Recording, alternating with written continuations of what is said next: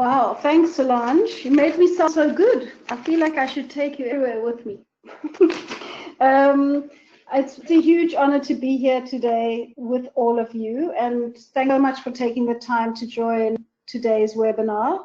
I'm fine for you to post questions in the chat box at any point that it comes up, in case I don't pause enough to ask, and Solange will interrupt me, let me know that something's come through.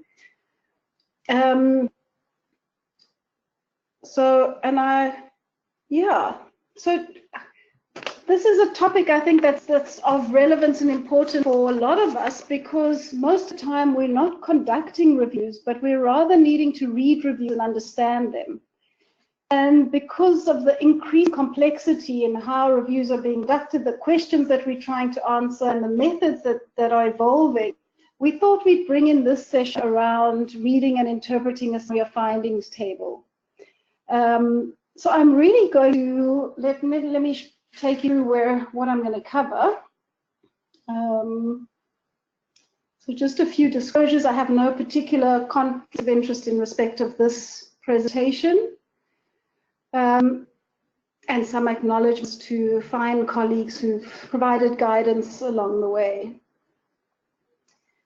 So what I'd like to touch on today is first recap why do we do it? What's the importance of assessing the certainty of the evidence? How does it fit into the whole interpretation of evidence synthesis? Then I'm going to outline the rationale and the steps using GRADE for overall assessment of evidence. So they are the steps to share with you. And then I'd like to again list and kind of recap the 5 criteria, how GRADE downgrades, and 3 criteria for upgrading the quality of evidence for systematic reviews. And this is mostly focused on systematic reviews of effectiveness. So we're mostly focusing on what works kinds of questions. And then outline a stepwise approach for reading and interpreting GRADE summary of findings tables for the effectiveness of an intervention. So first I want to check if the technology is working. So please let us know firstly if you can hear me. And next of all, I've posed a question, and I think I've given you all rights to be able to write on your screen with your mouse and tell us which of the following best describes you, and you can circle as many as matches you. So see if the pens are working. So you just have to start. There we go. Oh, that's so okay. Conducting reviews, yeah, you can tick and circle.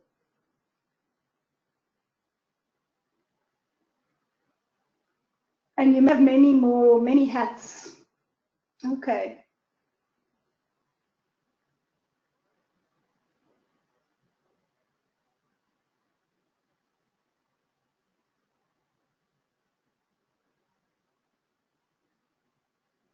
Okay. I think that's beautiful. So that gives us a fair sense. It seems like there are more people here who are involved in conducting reviews, but most are also using reviews. And there are a few that are involved in commissioning or funding reviews. So thanks for that. So I'll move to my next slide. So what is the importance? And I mean, I guess in everything we do, we come back to the question of why bother? Why do we bother with considering the overall certainty of evidence? Does it add or help us in any way? Oh boy, hang on. There we go. Just learning my way a bit. Okay. So these are some conclusions that have been extracted from reviews done in the past. We did a bit of a scoping of other reviews quite a long time ago, but this is the kind of conclusions people were drawing. Some evidence of effectiveness of exercise program for subacute low pain in occupational settings. What does it mean there's some evidence? This review found minimal evidence to support the use of antibiotics for bronchiolitis. This review found no firm evidence. And so the examples like this carry on and on and on, and they're unabated, because when we probably did this kind of scoping of other reviews to see how people were writing conclusions, was before the massive upsurge in the number of and conduct of systematic review that's happening globally, where there are simply, there's thousands and thousands of new reviews being published, and many of them don't necessarily have the background methods to make sure there's rigor in the reporting, and very unclear conclusions are often written, which leads, if you're a practitioner or you're a policymaker or a person who wants to make a decision about your health, it leaves you a little bit confused as to what you need, what does it mean? And I found this excerpt from Andy Siegfried. She put it in an old slide from the Cochrane Handbook. The Cochrane Handbook is kind of what we use whenever we're writing our Cochrane reviews, and it's currently being updated and is freely available. The chapters are freely available online. You can just put in the Cochrane Handbook. But this was 2002 version in the chapter on writing conclusions. And it says more or less explicit approach to grading the strength of evidence underlying a conclusion are available, and some citations, but there's no single approach. And then if you look at the highlight section, over time it may be possible for Cochrane collaboration as a whole to develop a more consistent and explicit approach to drawing conclusions. However, at that time, it was really up to individual reviewers. That left a lot of confusion into the kinds of conclusions and the way that conclusions were written. And so, following this, just some background to that. So at the time, there were all these different, and many of them remain, guideline groups or other groups that were rating the quality of evidence, and you can see they rated mostly on study design. So you'll have, if you look at the US one on the right-hand side, 1A meta-analysis of RCTs, 1B RCTs. So if you scrutinize this, you can see that it's based on the study design.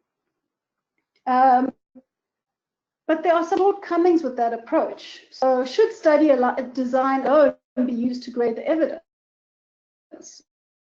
What if you have small, badly designed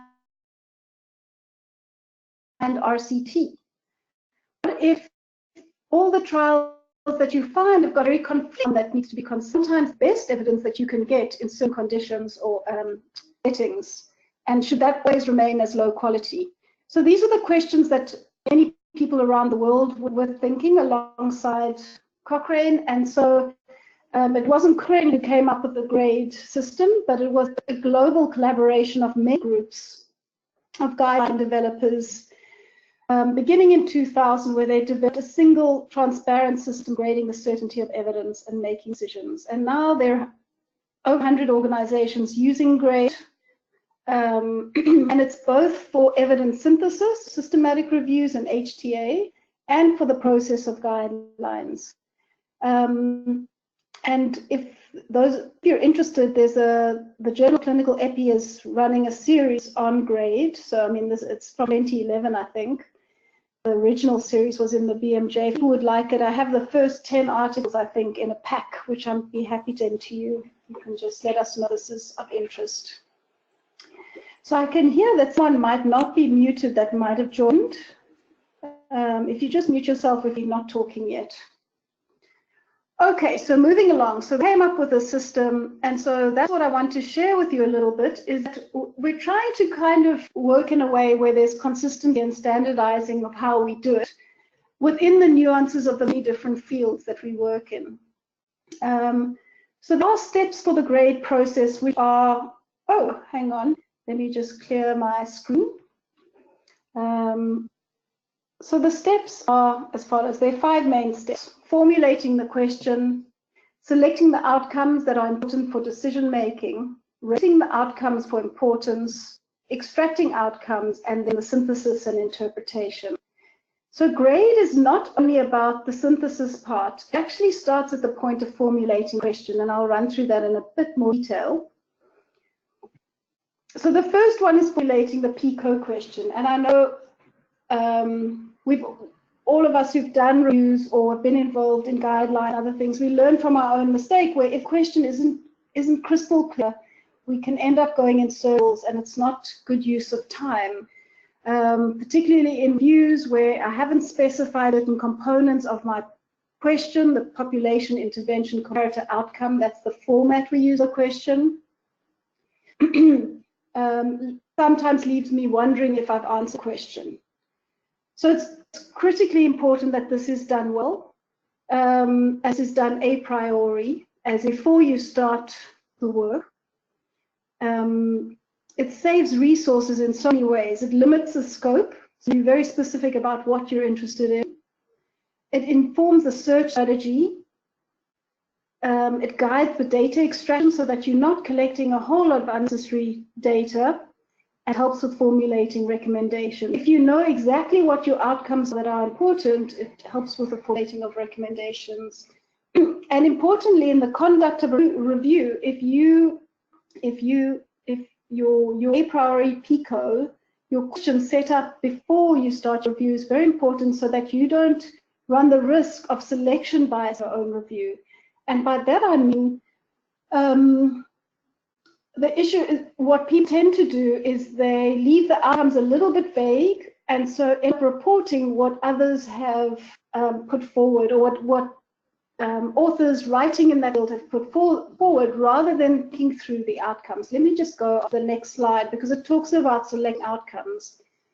So the outcomes are things like, you know, deaths, pregnancies, pain.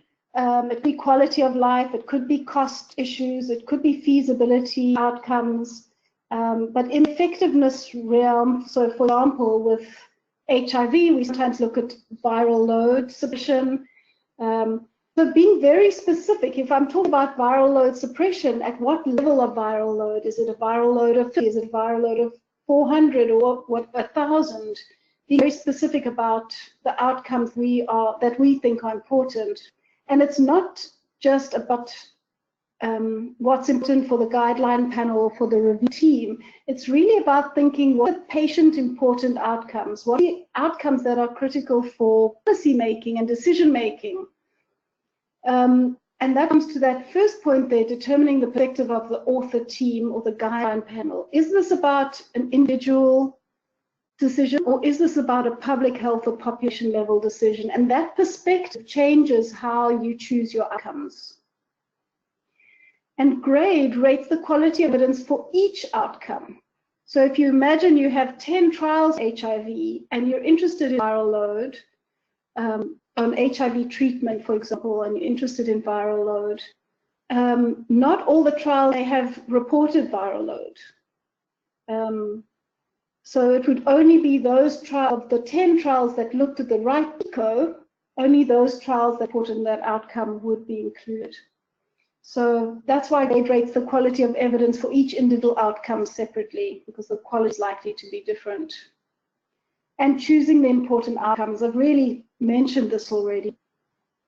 But patient important outcomes are increasingly recognized as important, and researchers and policymakers don't always know what will be important for patients.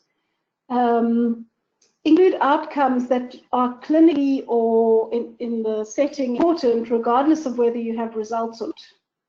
And describe outcomes in detail. So what measurement approach, what's the scale, what's the timing? So if you're doing something on antidepressant treatment for depression with antidepressants, maybe the results at 1 month is less important than a result at 6 months. So think about the time of the outcomes. And then the next step, so after defining the PICO, choosing your outcomes, actually rate the importance of your outcome from 1 to 9. Which ones are important? Which are not that important from 1 to 3? Which ones are important? 4, 6. And just muting someone. And which ones are critical? And ideally, for decision making, you choose the top 7 most critical or important outcomes to inform the decision. So that's an interesting extra step. I'm sure if everyone's seen that before. Then you proceed with the usual evidence synthesis, extracting the outcomes that you pre-specified, and you move on to reviewing the evidence. Now, I hope that some of you will recognize that this is a forest plot that I've put up. We will come back to this forest plot in a few slides' time, so we don't have to go into too much depth. But just to say, so a systematic review, if you can do a meta-analysis, if the studies are similar enough, and you need to do a meta-analysis, you produce a forest plot like this. And it provides with a effect size. So this, all the individual studies are along the way here. Let me see if I've got a pointer. All the individual studies are here, and then the actual effect size is at the bottom.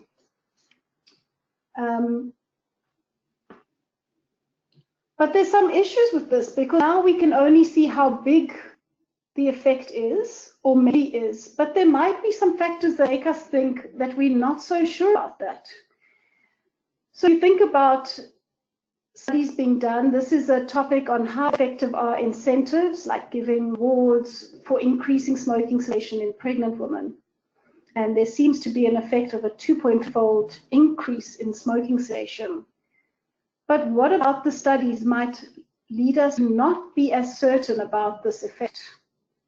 So this is where grade comes in, and many of you see this, the weathermen talking about the weather, and they say, at the bottom here, I figure there's a 40% chance of showers and a 10% chance we know what we're talking about. And that separates two things out: the magnitude of effect. So how big is this effect, like that 2.3-fold increase in smoking cessation seen? But then there's the how certain are we about what we're talking about? And that's what grade brings in. And that's where this move away from grading systems that just use study design, a magnitude of effect and study design to look at evidence, to look more in depth about things that might impact your certainty or your confidence in evidence.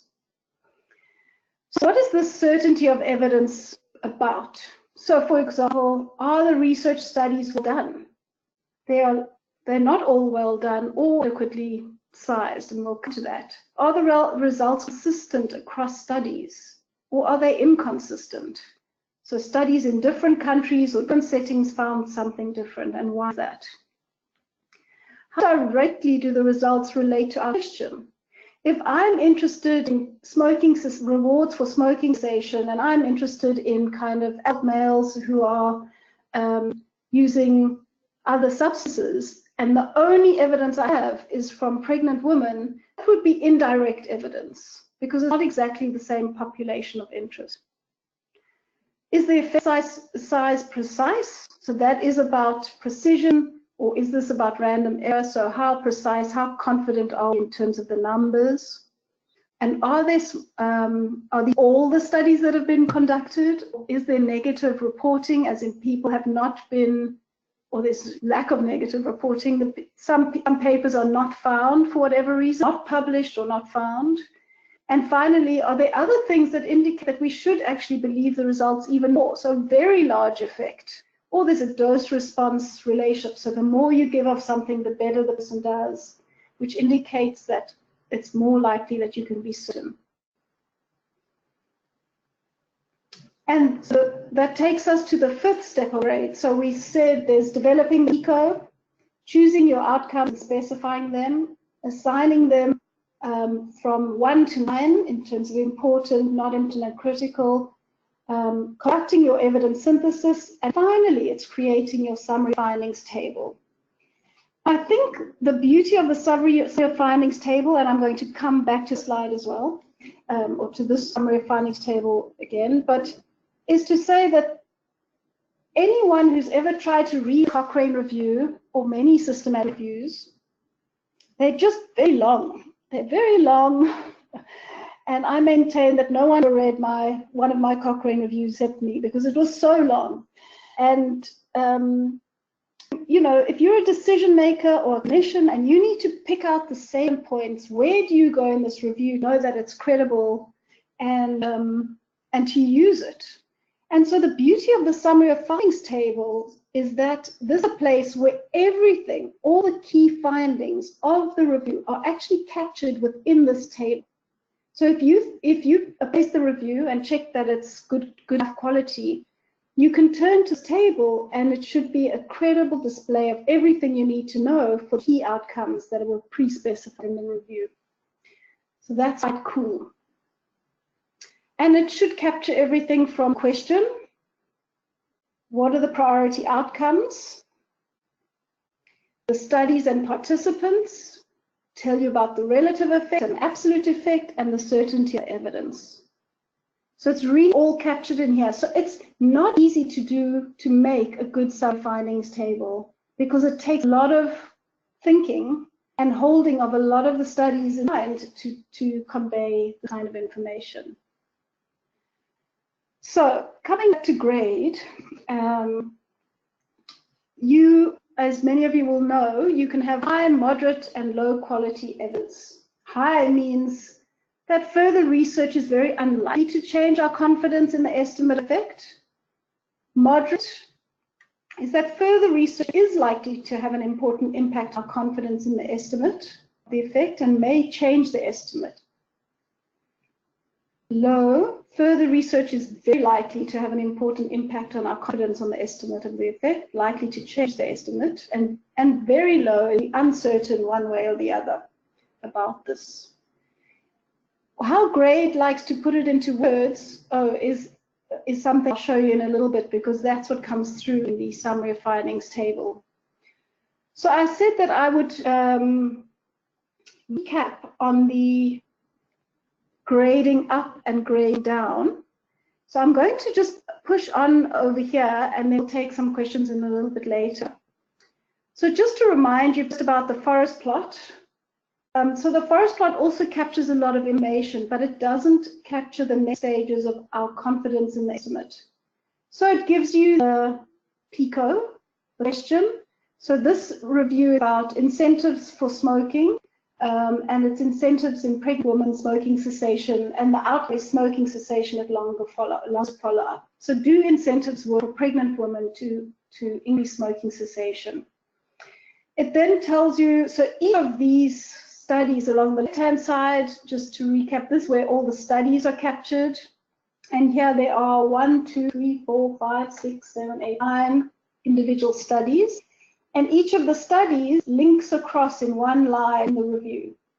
So those are individual lines from the review. From the individual study, rather, tells you about, so let me see from there. When I look over a forest plot, I always start with the PICO. I move to what are the studies, just to get a sense how many are included. I then look at what the effect measure is. This is a risk ratio, and that did a random effects model. So it has the 1 as null, so it helps me with interpreting. I then look at how many events were there, how many people in each group. So this 1155 is the number of pregnant women included in the incentives arm, and 1118 is the number in the no incentives arm. And then over here it tells you the number of events, how many people stopped smoking.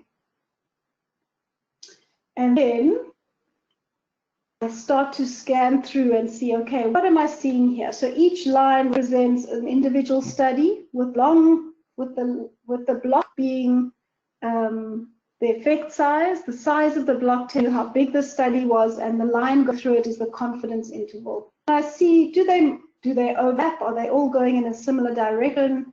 Where are they sitting? So I look at that. And also, once I've done an eyeball test of the heterogeneity to see if they're overlapping, I have a look at over here, see that I squared is up, which means that there's some heterogeneity. They're not all going in the same direction, but it's too bad. 40% is okay, depending. You have to try and work out what the reason for that is. And then finally, the last thing I do is I look and see where the diamond is. That's the meta-analysis result and the effect measure there. So this, just touching on this, so I've touched a bit more than planned, just to give you, so this is the background that then gets fed directly into the summary of findings table.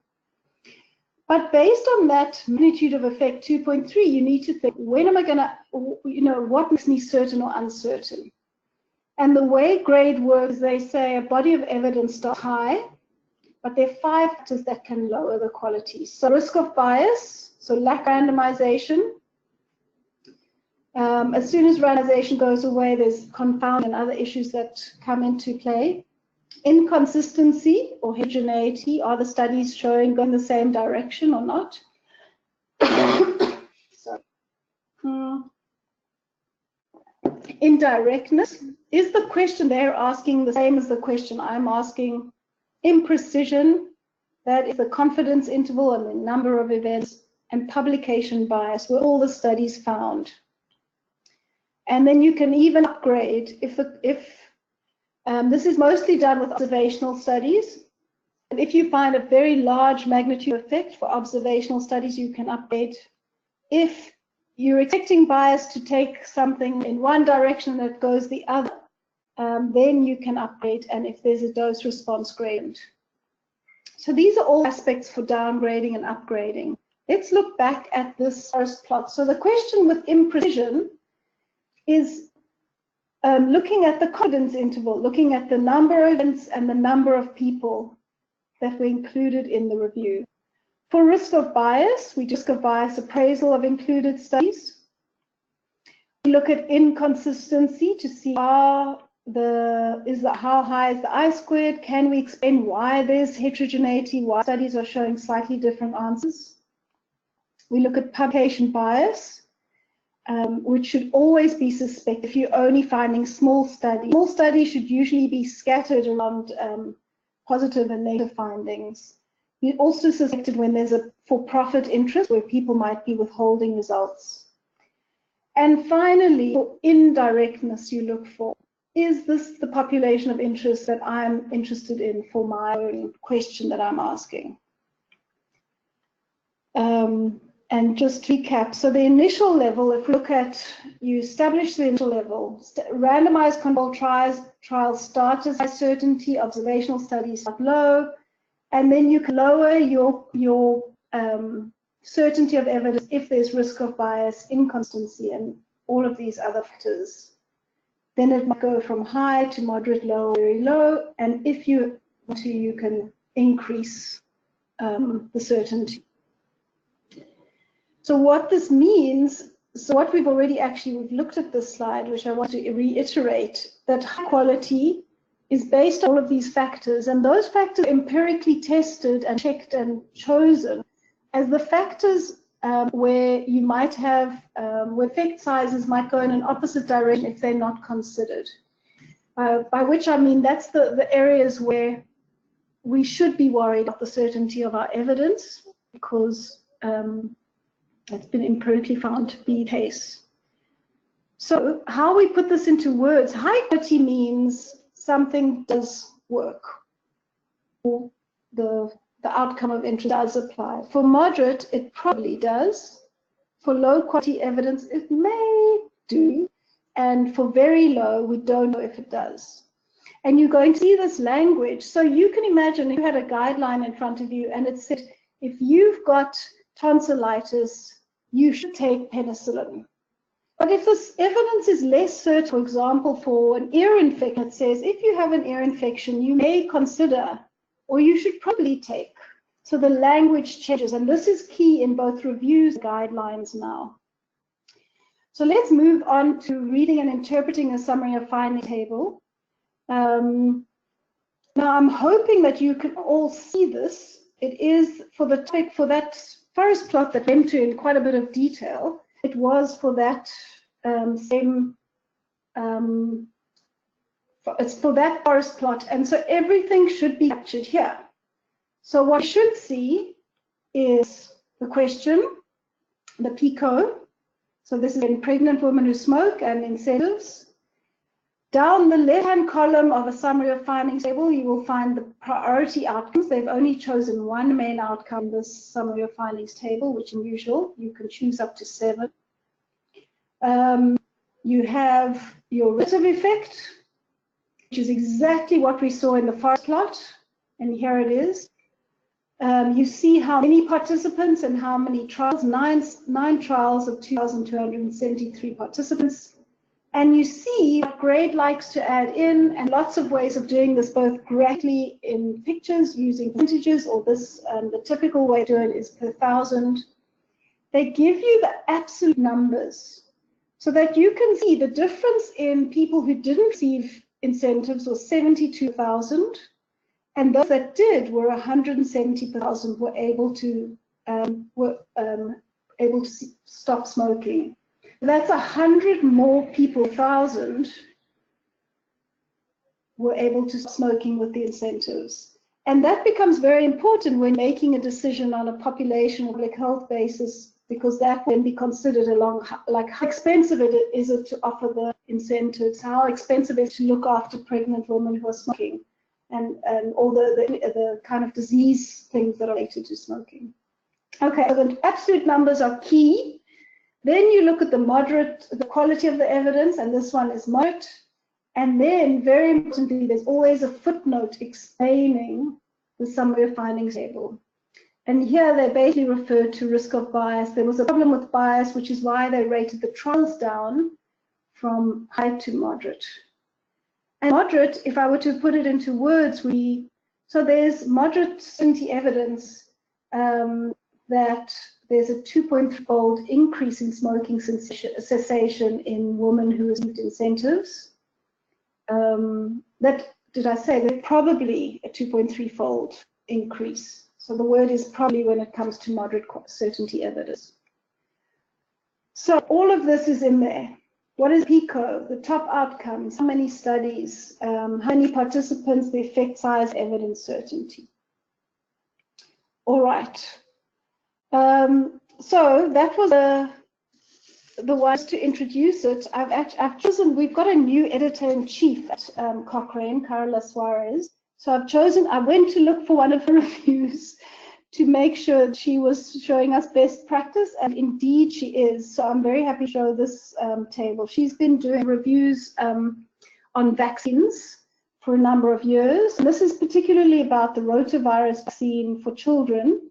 So WHO approved rotavirus, and I'm specifically looking at RV1 compared to no vaccination. And they specified a number of outcomes about severe diarrhea, all-cause diarrhea, hospitalization, and adverse effects related to the vaccines.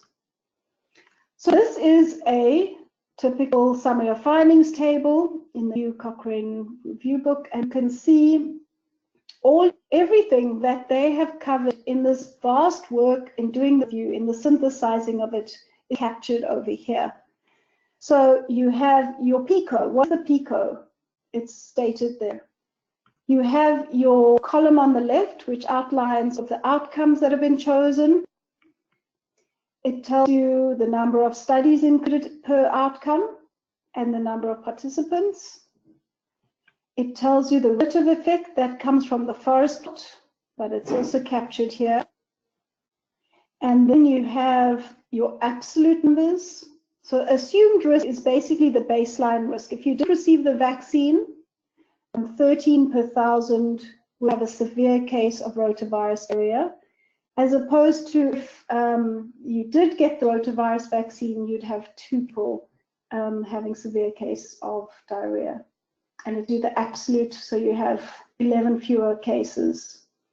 And then we can see the certainty of the evidence is high. So this emanates from trials that were of high quality. And oops, I want to stay on there. So basically, just to wrap up, even written in the sentence here. So they've used the grade wording, which is RV1, or that rotavirus 1 vaccine reduces severe rotavirus diarrhea compared to placebo at 1-year follow-up.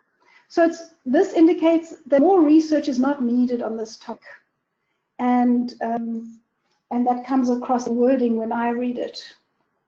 If you look the summary of findings table, sorry, it was over several pages in the review, so I've stuck and pasted it on a few slides. But to say over here, that's the next page. I think I've highlighted a few things. If we were to look there at severe episodes of all-cause diarrhea, that was moderate quality evidence. And again, you see the absolute numbers, the relative risk, and then you see a comment. They've kind of written it out here in the final, have I got it there? Over here, where they say RV1 probably reduces severe all-cause diarrhea. So it's the use of the grade words that link with the moderate certainty evidence. And I'm going to show you, so On the next line, have low certainty evidence for all-cause death. And there it says, one may make little or no difference. So this one crosses the null, and this is how we try and convey the message. So it may make a difference, but it may make little or no difference to all-cause death compared to placebo because it crosses the null. So that kind of wording we use. You'll notice next to the where they've moderated, where they describe the quality or certainty of evidence, there's a C there and a D there. What's very critical in a summary or finding table is your footnotes. So this is, have I outlined it? So the footnote here at the bottom, A, B, C, D, and each one describes. So for D, it was downgraded by 2 for incision. These trials were not powered to detect an effect on mortality. That was the low quality evidence. So so they've done lots of background work synthesizing all of this, but it's all captured here in terms of why is this evidence less certain and a low certainty evidence.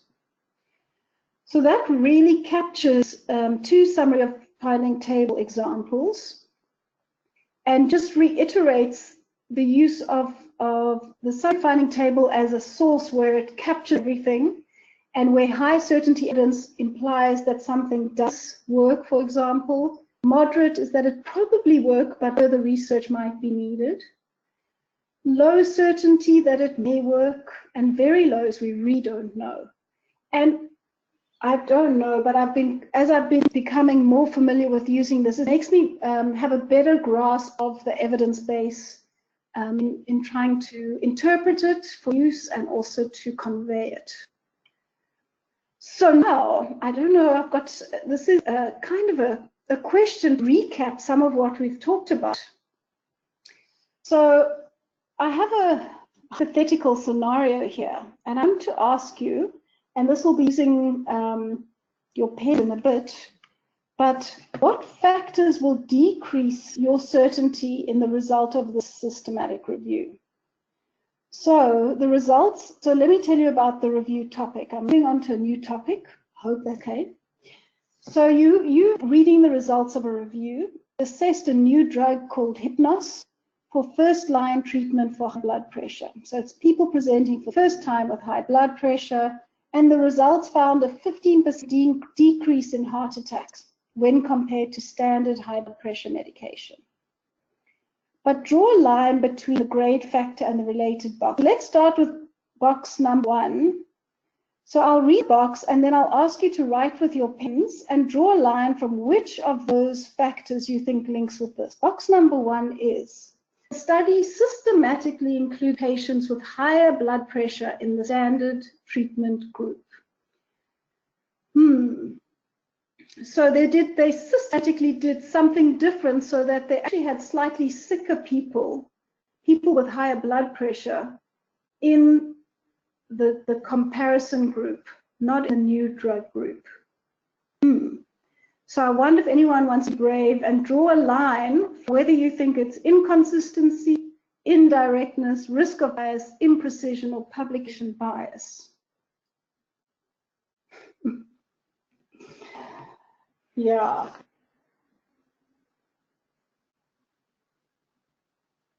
And sometimes these things do overlap. And know that I can't tell who's writing what. So go for it. Yeah.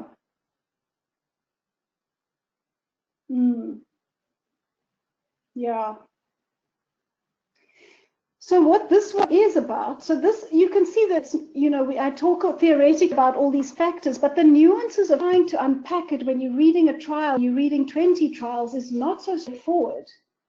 But this is a systematic bias in the conduct of a trial where somehow randomization has been undermined, and that is a methodological limitation or a risk of bias issue. Well done for those who got it, and everyone for trying. Let me see. So next one. This is a tricky one. Number 2. The standard treatment arm for the blood pressure received lower doses than standard practice. So instead of giving the standard high blood pressure treatment, they actually gave low doses. Do you think this is inconsistency, indirectness, risk of bias, imprecision, publication bias? This is the trickiest one, actually, I think.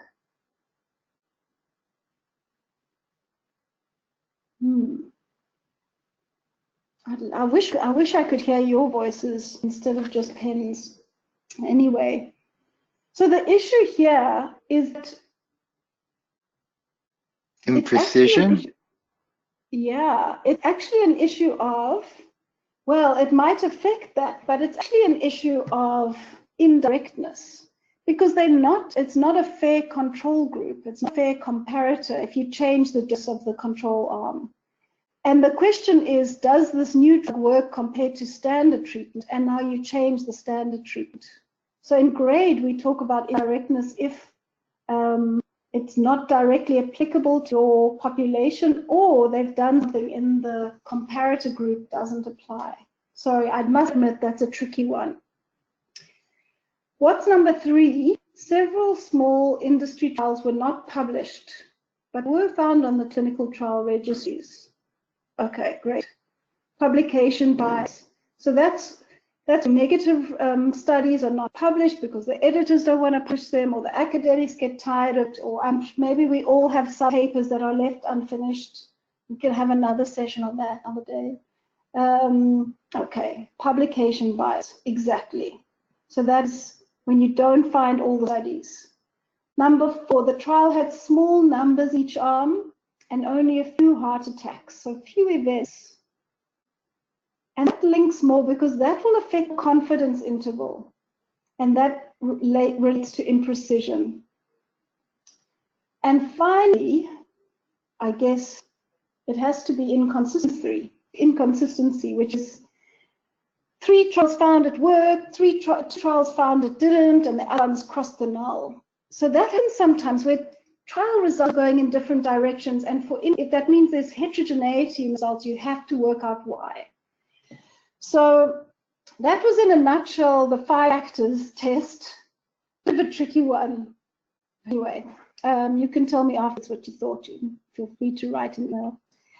So I have it in here, so it will come on the slides when we distribute them. So in a nutshell, oops, I must learn about this, although I do like the colors. The GRADE outlines a step-by-step process considering the magnitude of the evidence, so how big is the effect, alongside how confident you are, and how credible results are. And it's used by lots of organizations these days so that there's increasing ability to potentially collaborate, sharing evidence profiles, summary of finding tables that be adapted to different settings. Just a little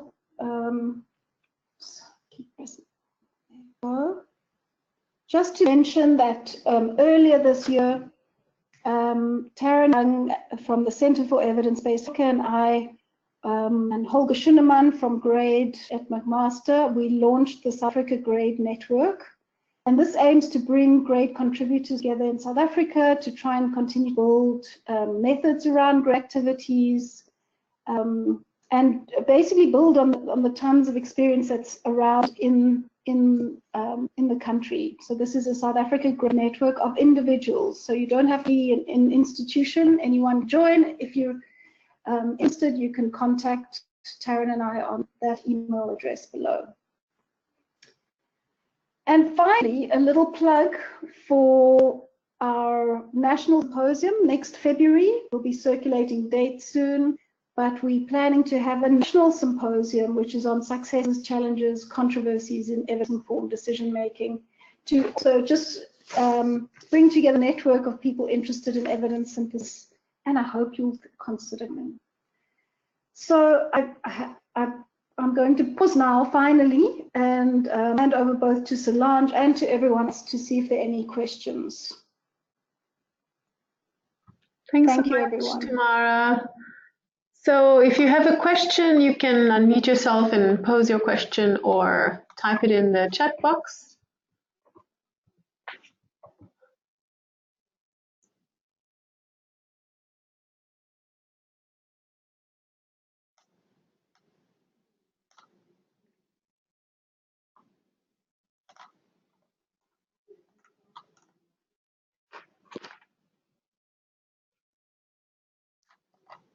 Seems like everyone has no doubts about SOF tables anymore, Tamara.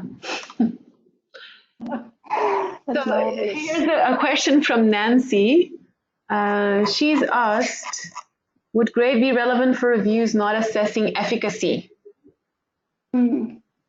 Yes, so there's a lot of evolution in the methods, and people are also globally invited to participate in that. There's certainly grade for diagnostic test accuracy. We do grade on efficacy, but usually including randomized, non-randomized studies. There's a different kind of grade called DIRQUAL that some of you may have heard of, for qualitative evidence synthesis. But I think some of the, but it's mostly around, the strongest and the most is known into advanced in terms of methods for efficacy and effectiveness questions, safety, things like that. But I think some of the principles can be applied to other study designs and other kinds of reviews.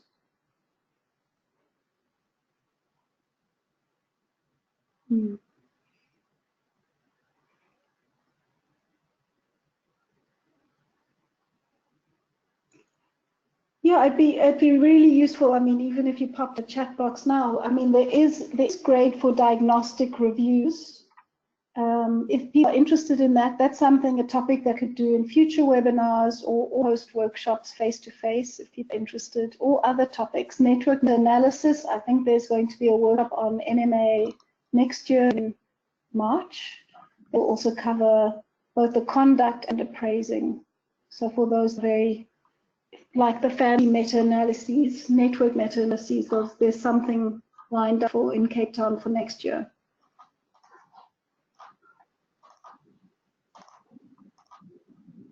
Yeah. Could grade be used to explain potential? Whoa. Sorry, I'll get to that one. Potential mechanisms of intervention. Sorry, I think when I read it, I was muted. I definitely didn't hear you, but okay. Thanks for the question, Crick. Could grade be used to explain potential mechanisms and interventions?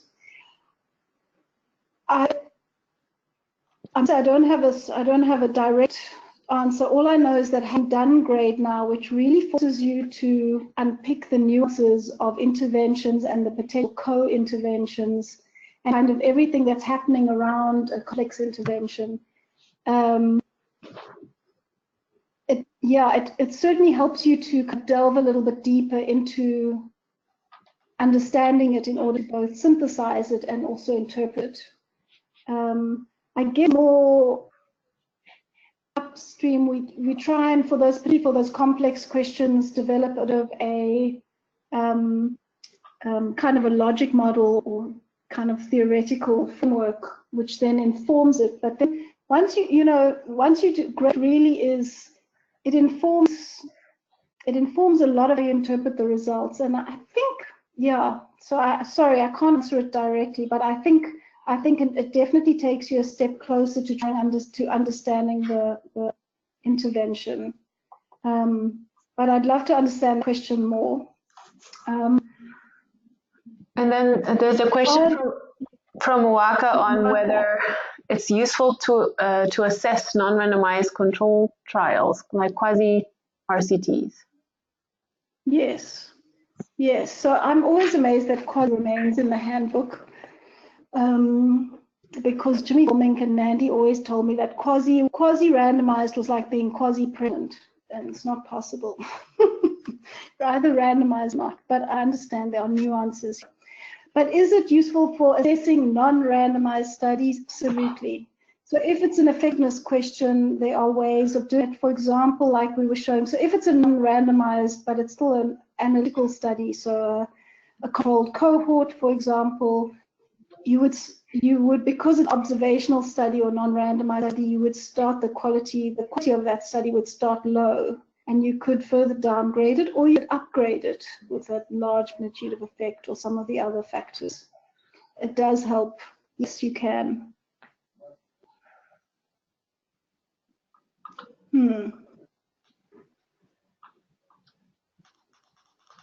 Okay.